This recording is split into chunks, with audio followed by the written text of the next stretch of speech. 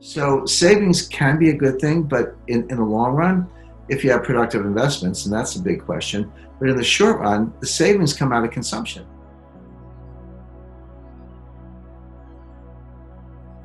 Right. Well, I've said that for a long time, and they haven't been able to get it for a long time. It's just literally in the past few weeks that the Fed has come out and more or less admitted this in a couple of respects. But so first of all, the idea that money printing causes inflation is just not true.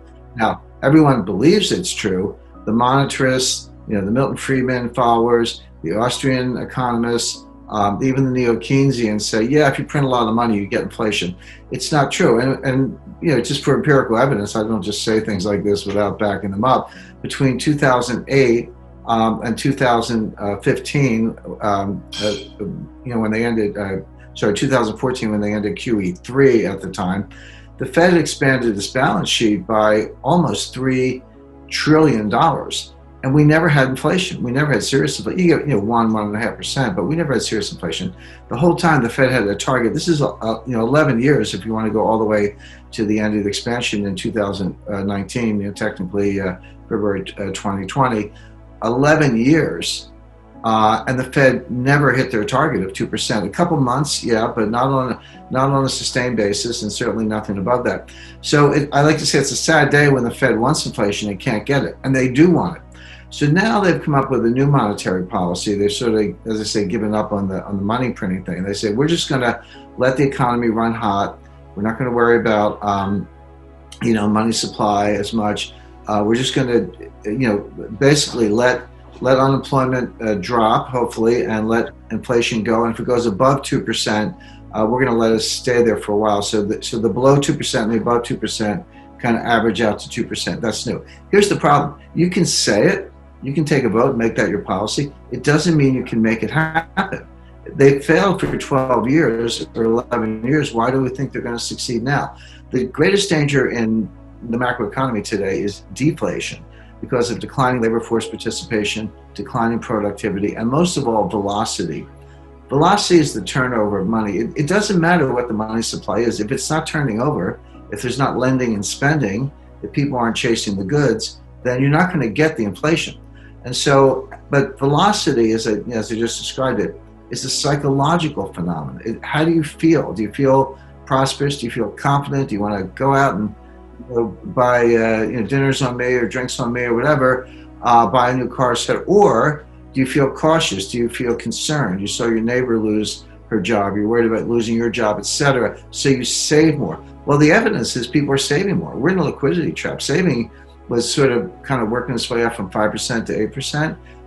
In April, it was 33%. In May, it was still 25%. In June, it was 17%.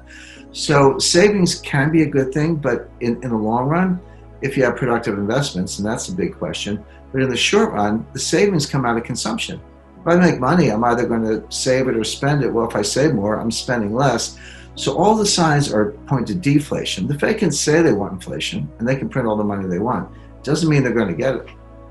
So despite the zero rate environment, Jim, you're saying that people are still saving. That is the evidence. They're not just still saving. You're right about that, Danielle. They're saving more than ever. These are like Chinese levels of savings rates. Now, it makes sense, right? If you lost your job, you're going to, hey, I got to pay the rent. I got to pay the mortgage or the kids' tuition or healthcare. So I'm going to save more. I'm going to cut out, dinners and vacations and club memberships and discretionary items. If you didn't lose your job, but your neighbor did, you might be worried, how do I know I'm not next? Look at the companies that have gone bankrupt. Pier 1, Neiman Marcus, JCPenney, Brooks Brothers, Gold's Gym. I mean, the list goes on and on. So let me ask you this, Jim. The last time we spoke was in April. Is it safe to say you're more worried today than you were then, or even say a year ago? No, a year ago, I was saying that the economy was weak. I mean, my last book, Aftermath, came out in July 2019. So it's just a little over a year old. It's not like I wrote it 5 years ago. That book's a little over a year old. Go look at page 288 to 291. I talked about pandemic. I said 100% chance I had two other scenarios. So 100% chance one of them happens in the next 3 years, and pandemic was on the list. So, and I also talked about civil unrest and armed militias in the streets, which we're seeing every night. So everything that's happening now, I forecast in my book, Aftermath, which came out in July 2019. You can just go look it up.